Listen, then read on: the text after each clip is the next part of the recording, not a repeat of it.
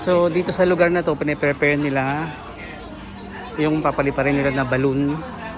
And yun, nagdodrawing yung mga bata kung ano yung gusto nilang design. Yung iba naman nagsusulat ng mga wishes nila. And then dito sa side na to,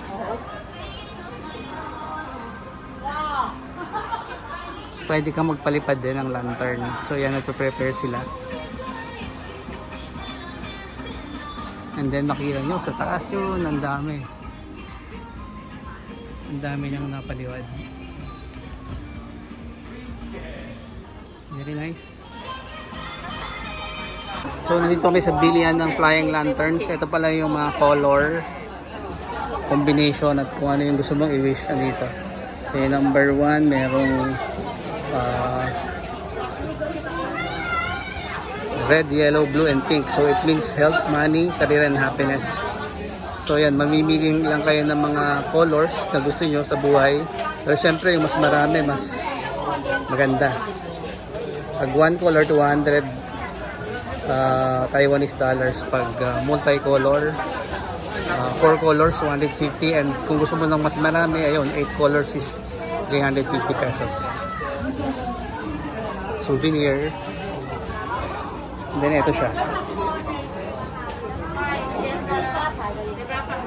Yan, ito yung buong street na to. Yung railroad na to. Dito sila nagpapalipad.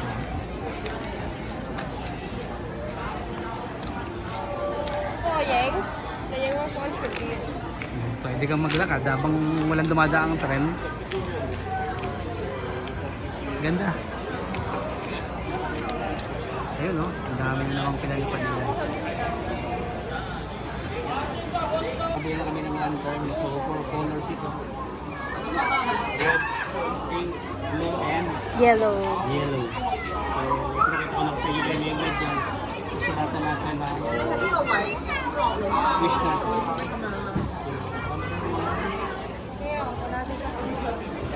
So, tumatanda na tayo. Sana tama yung spelling.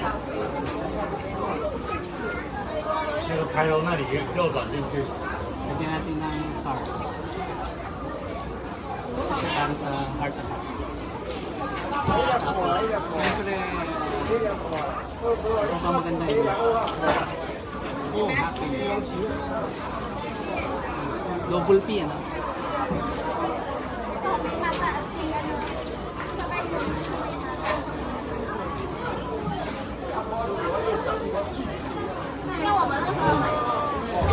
Ano pa? Ano pa pang advice mo?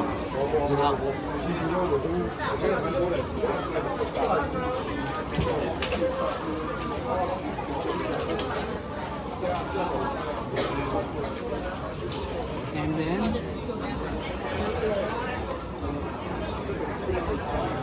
honey, lalagyan pa natin ng honey.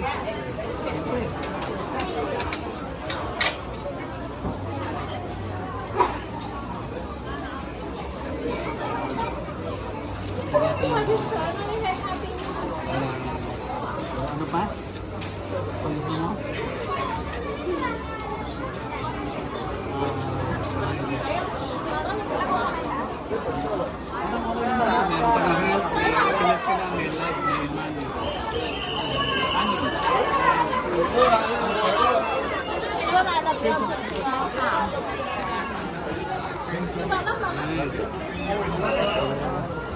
Okay na? Okay na to. Okay.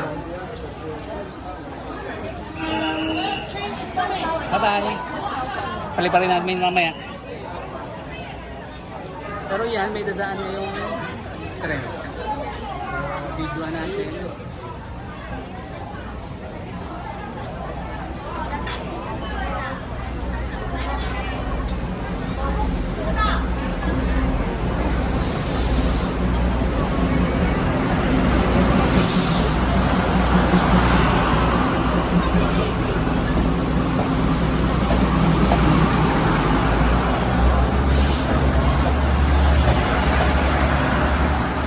Look at camera. Okay, ready? 1, 2, 3. Let's go.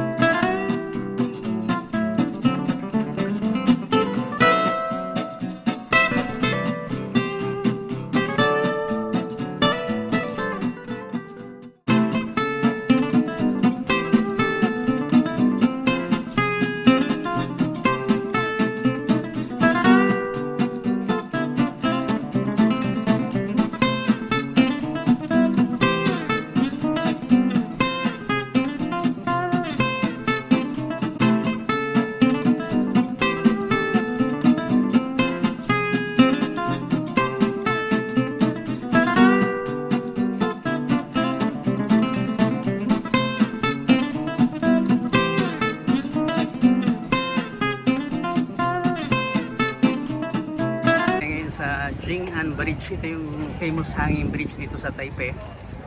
Nakadikit lang nitong rail track. So, let's go!